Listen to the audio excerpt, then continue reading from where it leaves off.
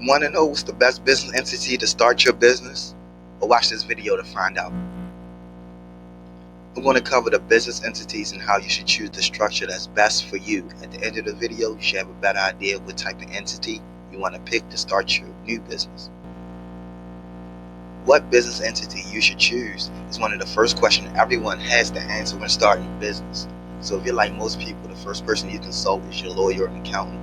If you don't have one, you find one. But when you talk to these guys, you're going to get different answers, and you can end up right back where you started. So the answer is, it really just depends on what you're trying to do. So lawyers only give you an entity based on asset protection and liability protection. Accountants will focus on tax avoidance. To make finding an answer a little easier for you, I recommend you just use the 5 W's of information gathering. So that'd be who, what, where, when, and why. So when you ask yourself these questions, ask who will you be in business with? Will it be just you as an individual owner, or will it be a group of people? So you want to think about things like what will the business be? Where will you be operating? Will it be multi-state or a single location? When do you actually plan on starting a business? Does it take time for you to get your product to the market? Will it be years, or will it be months, or can you start today?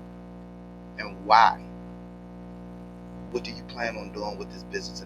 Why do you want to start the business? What is your future plans? Taking those facts into consideration, you want to pick an entity that has most of the things that are important to you, because in business, things will always change. So forward thinking sets you up better for wealth preservation. The simplest form of business is the sole proprietor, which is just an individual who owns a business by themselves. You will be doing your business under your name and following a Schedule C with your personal 1040 tax return.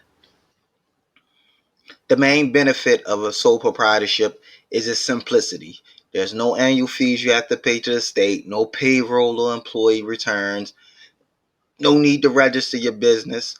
All you do is file your business with your personal return and keep track of your expenses. Being sole proprietor, you're personally liable for everything. There's no legal separation between you as an individual and the business. So creditors can come after you for loans and payments personally. If you take out any loans, credit cards for the business, and the business is not as successful as you planned, you're still going to be responsible for those payments. The limited liability company, or LLC for short, is one of the most popular entities out there. There's separation between you and your businessmen, and creditors or lawyers are not going to be able to come after your personal assets. And this is also one of the most versatile forms of business, as it can be taxed as a sole proprietor, on your Schedule C, as a partnership with more than one person, or you can make an election to be treated as a corporation or as corp.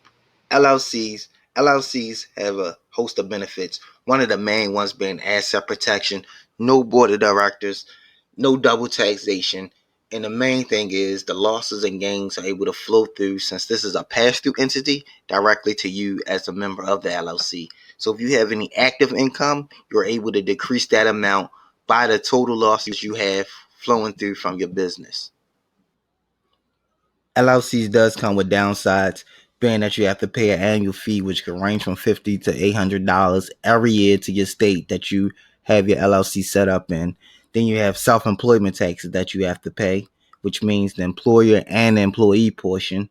Then you also have to worry about income. Additional income being created in your LLC also flows down to you, creating a higher tax liability at the end of the year. LLCs are great entities to deal with, but you still need to have some type of planning or plan in place before you get to the year end to make the best use of these type of entities. Corporations are the last entity we're going to discuss. This is what you think of when you think of big business. Corporations come with a lot of benefits. The main one being liability protection. The benefits of owning a corporation extend way beyond liability protection. You can also have an unlimited number of owners. Foreign owners or other corporations can own this type of entity. The ability to raise large amounts of capital, and also your profits are being taxed at the corporate level and not passing through to you on your personal return. One of the main cons of having a corporation is double taxation. Corporations are their own entities, so they pay their own taxes on income. then you as an owner are paid dividends, which you are taxed on after they are taxed on that income on your own personal return. So corporations also have a certain level of organization required to keep them active. You have to have annual board meetings. You also require to file annual fees. Annual returns are still required to be filed for a corporation, even if it's not earning any income in that year. So you still have to file a federal and state return, regardless of the income. There are actually more pros and cons to having an LLC, corporation, or sole proprietorship, and they all vary by the individual. So if this video has been helpful, please hit the like button. Thank you.